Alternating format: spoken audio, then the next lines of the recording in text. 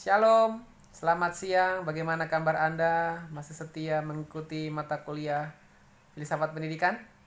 Sekalipun Anda di karantina, di lockdown, tidak mengurangi sukacita dan semangat Anda ya untuk mengikut Tuhan. Yang penting hati Anda tidak di lockdown ya. Tetap bebas melayani, bebas beribadah, tanpa dibatasi oleh ruang dan waktu, tetap bebas kuliah. Proses mengajar tetap berjalan seperti biasa, tidak dibatasi oleh ruang dan waktu, karena ada media sosial, ada WhatsApp yang bisa menyatukan kita. Oke, hari ini saya akan mengajarkan tentang filsafat pendidikan di pertemuan kelima. Pada hari ini Senin 23 Maret tahun 2020. Sebelumnya saya akan memberikan satu pertanyaan kepada Anda di sini, yaitu yang pertama, apa itu pendidikan? Menurut Anda, apa sih arti dari pendidikan? Ya, seperti ini saudara. Ya, ini dia. Apa arti dari pendidikan? Yang kedua, bagaimana seharusnya pendidikan itu dilaksanakan sesuai dengan peraturan pemerintah pada hari ini? Pendidikan yang seperti apa yang harusnya dilaksanakan? Apa yang menjadi tujuan dari pendidikan? Manusia macam apa yang ingin kita cita-citakan sebagai mahasiswa terdidik? Ya, manusia yang seperti apa yang Anda harapkan, yang Anda cita-citakan sebagai mahasiswa terdidik? Apa atau siapa manusia itu? Menurut Anda, apa, siapa manusia itu? Untuk apa manusia hidup? Untuk apa manusia hidup dan diciptakan oleh Tuhan? Dan bagaimana hidup yang baik itu? Itu menurut Anda ya. Jadi menurut pandangan Anda ada 6 pertanyaan. Dengan singkat aja Anda bisa jawab dalam secari kertas. Oke guys, saudara. Ya, kita akan masuk kepada peranan filsafat pendidikan. Secara umum, peranan filsafat pendidikan itu berfungsi atau berguna di dalam kegiatan pendidikan. Kenapa peranan filsafat itu penting dalam kegiatan pendidikan? Ya, itu bisa menjadi sebagai pemberi pedoman dan arah secara umum bagi teori dan praksis pendidikan. Hal itu dapat dilakukan dengan 3 cara ya, 3 cara. Yang pertama ya, seperti ini. Ya, dengan mensistematisir ya. Saudara bisa lihat di laptop ini. Ya, jelas ya. Ya, dengan mensistematisir penemuan-penemuan di dalam berbagai disiplin ilmu. Jadi kita bisa mensistemkan semua penemuan-penemuan di dalam satu disiplin ilmu, berbagai disiplin ilmu yang tentunya berkaitan dengan yang namanya pendidikan. Karena tanpa pendidikan semua tidak akan bisa berjalan dengan baik. Tetapi itu tidak lepas dari yang namanya penemuan-penemuan yang dikaji secara reflektif dan kritis, dan semuanya itu disimpulkan dalam satu, yaitu pendidikan. Jadi yang pertama adalah mensistematisir. Setelah kita mensistematisir, kita memeriksa dan merekomendasikan tujuan-tujuan tersebut dan dilakukan dengan sarana-sarana umum yang bisa ditempuh dalam proses pendidikan. Dan yang ketiga adalah dengan menjelaskan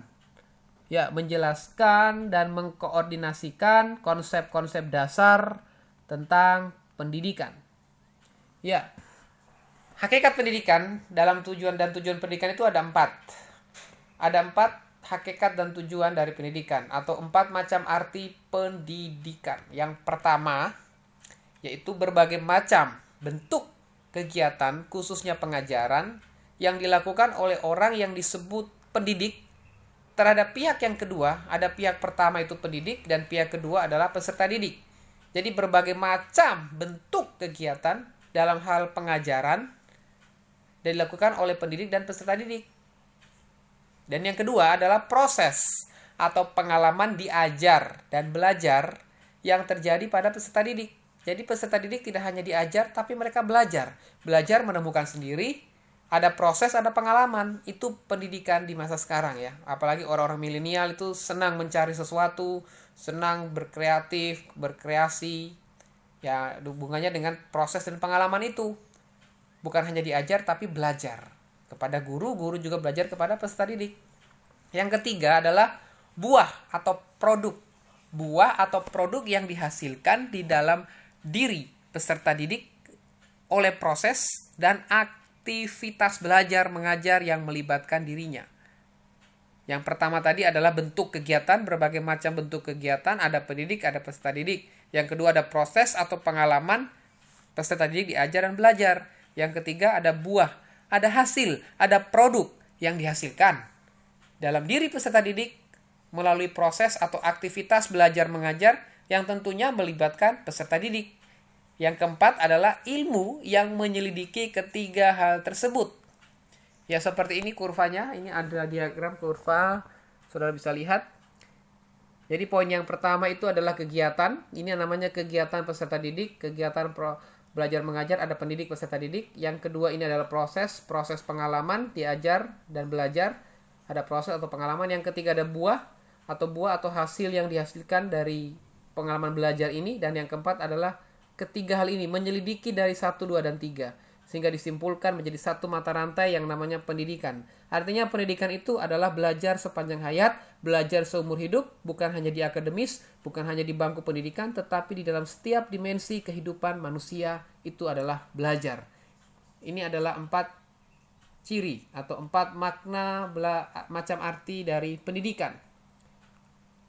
Lah, yang berikut, untuk menghindari kesalahpahaman dibuat pembedaan. Jadi untuk menghindari kesalahpahaman itu kita membuat pembedaan ya. Yang pertama, pendidikan sebagai kegiatan. Seperti apa sih pendidikan itu sebagai kegiatan? Yang pertama adalah pendidikan dalam arti proses. Jadi pendidikan sebagai kegiatan, pendidikan itu sebagai dalam arti proses, yaitu seluruh kegiatan yang melibatkan ya, kegiatan yang melibatkan peserta didik dan pendidik. Jadi 2 ya, peserta didik dan pendidik. Bukan CS, bukan satpam, bukan pembersih ruangan, tapi pendidik dan peserta didik. Hanya 2 ya. Baik dalam usaha pembimbingan guna mencapai tujuan tertentu yang telah ditetapkan. Jadi ada proses. Jadi itulah pendidikan. Jadi berbicara mengenai proses seluruh kegiatan yang melibatkan peserta didik dan pendidik dalam usaha pembimbingan, mengarahkan, membimbing dari yang tidak tahu menjadi tahu, dari yang tidak cerdas menjadi cerdas. Jangan jadi cerdas jadi tidak cerdas, jangan yang tahu menjadi nggak tahu. Ya, tapi semakin dilihat, semakin pintar, semakin berpengalaman memahami tentang apa itu pendidikan. Yang kedua, pendidikan dalam arti produk. Apa sih pendidikan dalam arti produk? Yaitu hasil dari proses di atas. Itu nomor 4. Jadi yang nomor 3 itu proses atau kegiatan, proses atau pengalaman. Pengalaman di dalam kegiatan. Jadi dalam kegiatan belajar mengajar itu kan ada proses. Ketika kita belajar mengajar, kita melakukan interaktif, itu namanya proses. Ada pengalaman hidup. Bukankah kalau kita menyampaikan firman pun kita harus membagi pengalaman hidup kita kan? Pengalaman dengan Tuhan. Apalagi dalam pendidikan, kita juga harus punya pengalaman, skill dalam pendidikan, keterampilan atau kompetensi psikomotorik yang kita punyai untuk mempertajam afektif atau sikap dan kognitif kita. Sehingga dalam pembimbingan kita bisa efektif dan efisien. Tapi ada juga yang kedua, bukan hanya proses, tapi kita perlu yang namanya hasil, produk yang kita ciptakan. Semakin dalam proses, semakin tajam proses, maka hasilnya akan semakin maksimal. Maka produk yang dihasilkan akan semakin berkualitas. Itu poin yang keempat. Yang kedua, di samping pendidikan sebagai kegiatan, pendidikan juga bisa berfungsi sebagai ilmu. Ya, jadi ilmu itu juga penting. Jadi ilmu dan kegiatan. Jadi dalam kegiatan, kita bukan hanya sekedar rutinitas melakukan kegiatan, tetapi ada esensi, ada ilmu, ada sesuatu yang baru yang kita dapatkan dari proses pendidikan tersebut. Makanya di sini ada beberapa rumusan, saudara perhatikan, ada beberapa rumusan tentang hakikat pendidikan. Saudara harus memahami hakikat pendidikan zaman old dengan zaman now. Hakikat pendidikan kita tidak lepas dari pendidikan pada zaman dulu. Jangan menyepelekan tentang aturan pendidikan pada zaman old. Karena kita di zaman milenial ini tidak lepas dari peraturan-peraturan atau konsep-konsep pendidikan di zaman masa lalu atau zaman klasik. Yang pertama adalah ada seorang Profesor Driakarsa. Profesor Driakarsa adalah almarhum yang sangat hebat, tokoh pendidikan yang luar biasa yang dikenal oleh tokoh-tokoh guru-guru pada zaman itu. Dia katakan bahwa pendidikan pada hakikatnya adalah suatu perbuatan yang fundamental. Apa itu fundamental? Perbuatan yang mendasar, perbuatan yang hakiki, perbuatan yang mutlak yang tidak bisa diganggu-gugat, dan itu akurat. Itu fundamental. Perbuatan fundamental dalam bentuk apa? Komunikasi antar pribadi. Tentunya komunikasi itu penting. Ya, komunikasi antar pribadi seperti apa? Dalam kelas. WA seperti ini. Saya ceramah, kita buat kelas online, itu komunikasi antar pribadi. Satu dengan satu ya. Atau komunikasi secara kelompok. Komunikasi antar pribadi one on one. Bisa saya lakukan satu, saya rekam dan saudara bisa mendengar. Lalu komunikasi tersebut terjadi dalam proses pemanusiaan. Pemanusiaan manusia muda dalam arti proses hominisasi dan bukan huminisasi ya.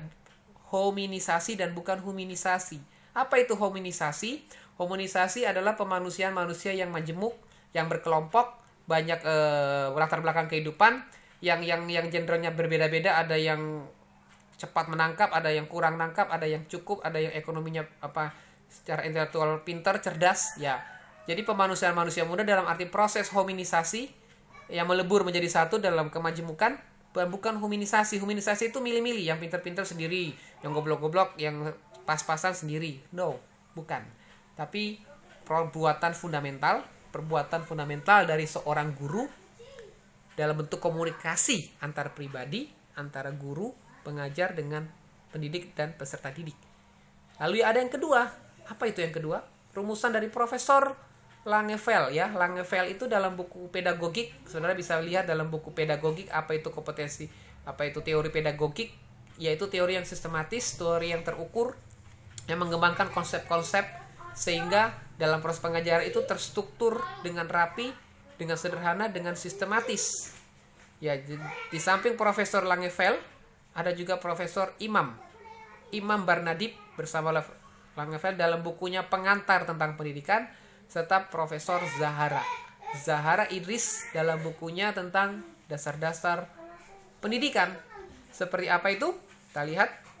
Mereka mempunyai pendapat yang hampir sama, yaitu proses pemanusiaan manusia muda biasanya dimengerti sebagai usaha orang dewasa sebagai pendidik untuk membantu dengan sengaja, dengan jalan apa? Membimbing menjadi manusia dewasa yang bertanggung jawab. Jadi kalau yang tadi pemanusiaan manusia muda aja, pemanusiaan manusia muda dalam bentuk komunikasi, melakukan komunikasi interaktif antar pribadi. Yang kedua, dia mengutarakan ada proses pemanusiaan manusia muda untuk bisa dimengerti, ada satu usaha orang dewasa membantu dengan sengaja dengan cara membimbing supaya orang-orang yang dibimbing itu bisa menjadi manusia yang dewasa dan bertanggung jawab.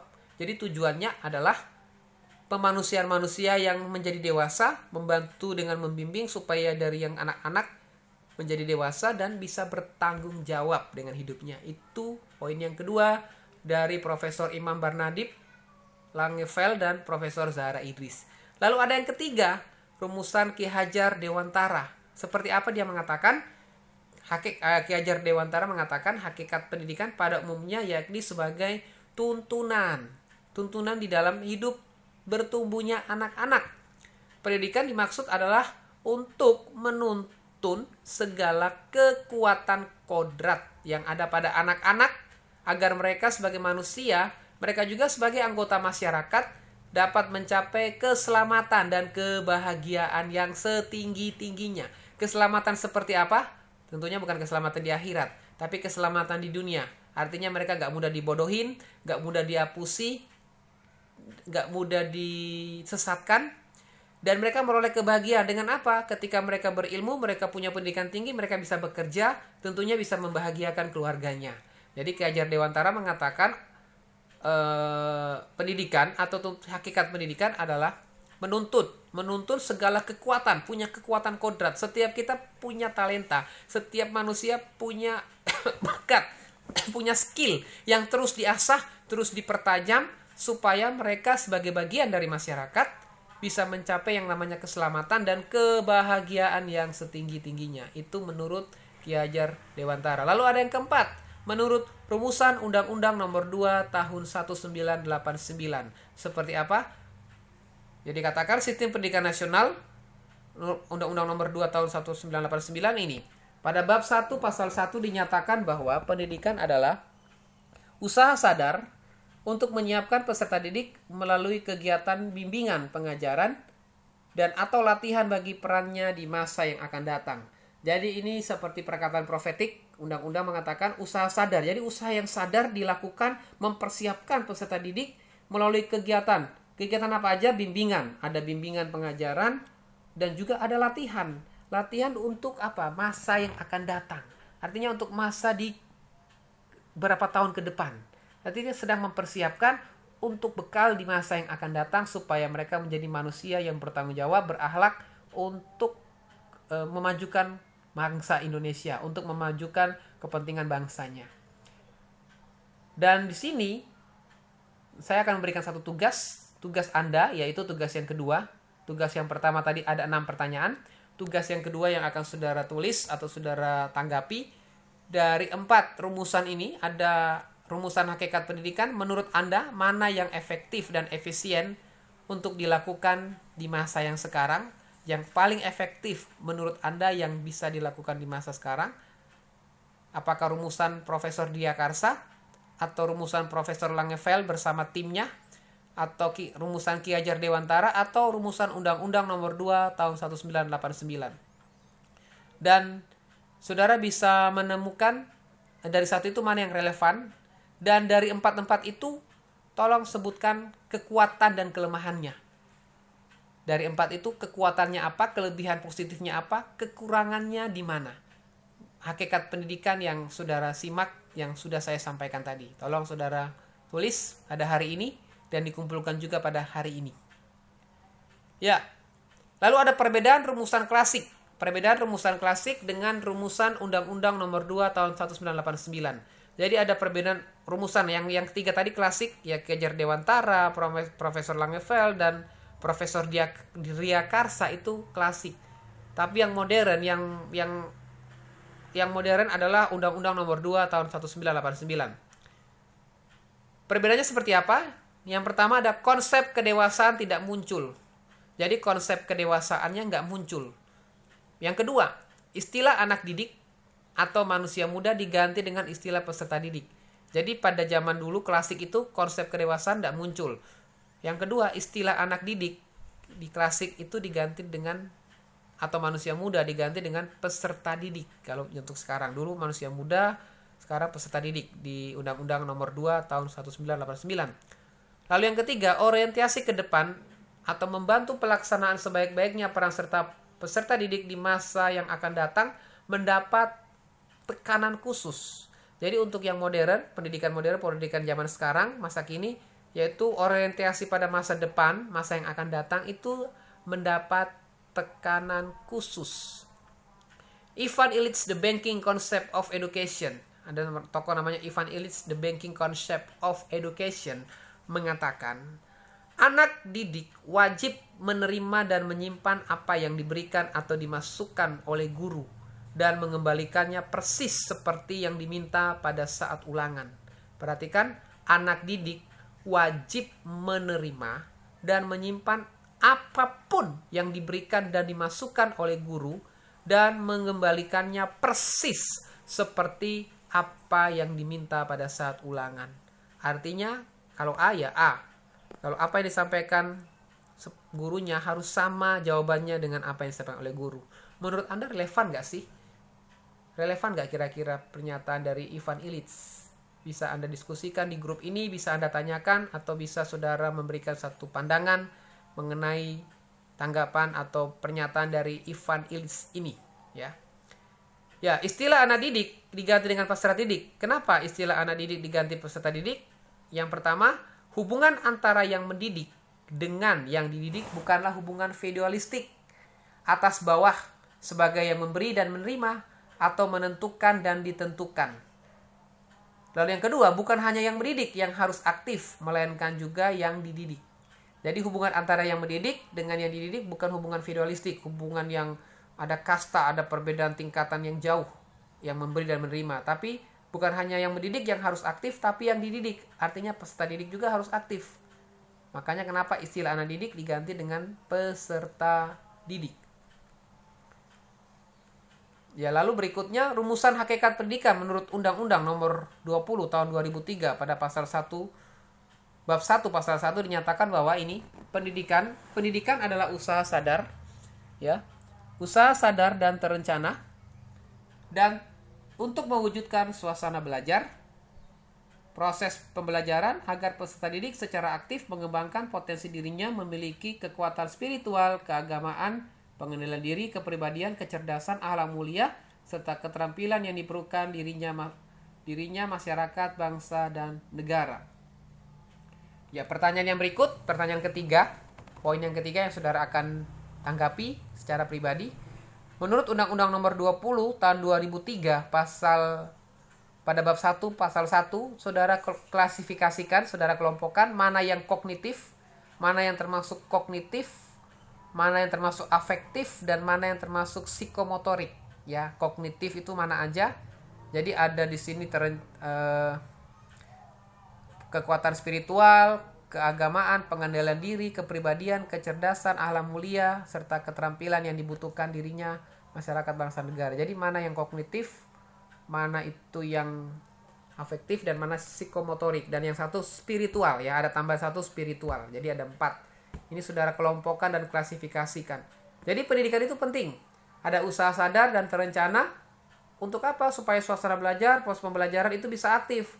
Untuk mengembangkan spiritual, agama, pengendalian diri, kepribadian, kecerdasan, akhlak mulia, supaya sesuai dengan keterampilan yang diperlukan oleh dirinya dalam masyarakat, bangsa, dan negara.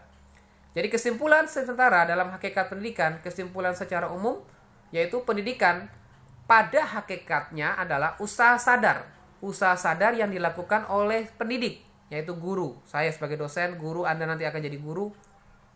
Melalui apa? Bimbingan, pengajaran, dan atau latihan. Jadi ada bimbingan, ada pengajaran, ada latihan untuk membantu peserta didik mengalami proses. Jadi proses pemanusiaan diri ke arah terciptanya pribadi yang dewasa secara susila. Ada kedewasaan secara susila, pemanusiaan diri peserta didik, dan secara lebih terbatas yaitu suatu proses dalam masyarakat melalui sekolah, perguruan tinggi, dan lembaga-lembaga lain secara sengaja mewariskan khasanah budayanya dalam bentuk pengetahuan, ada yaitu kognitif, keterampilan yaitu psikomotorik, dan nilai-nilai yaitu afektif dari generasi yang satu kepada generasi yang lain. Itu artinya kita sedang mewariskan budaya yang positif, budaya yang fundamentalis, yang benar dari generasi di atas kepada generasi di bawah. Melalui sekolah, perguruan tinggi, dan lembaga-lembaga apapun yang legal, yang sah menurut pemerintah, untuk kita mewariskan segala sesuatu hal dari generasi yang satu kepada generasi yang lain sehingga terciptanya manusia muda yang dewasa, berakhlak, dan bertanggung jawab. Jadi pendidikan itu nggak mudah. Pendidikan untuk mewariskan sesuatu itu tidak gampang. Dibutuh yang namanya proses, dibutuhkan yang namanya kerjasama. Oleh karena itu, melalui hakikat pendidikan ini kita semakin diberikan pengertian, konsep-konsep yang jelas, mengapa pentingnya pendidikan, bagaimana hakikat pendidikan itu harus terus dilaksanakan untuk memanusiakan manusia muda, untuk khususnya generasi kita Indonesia yang semakin hari semakin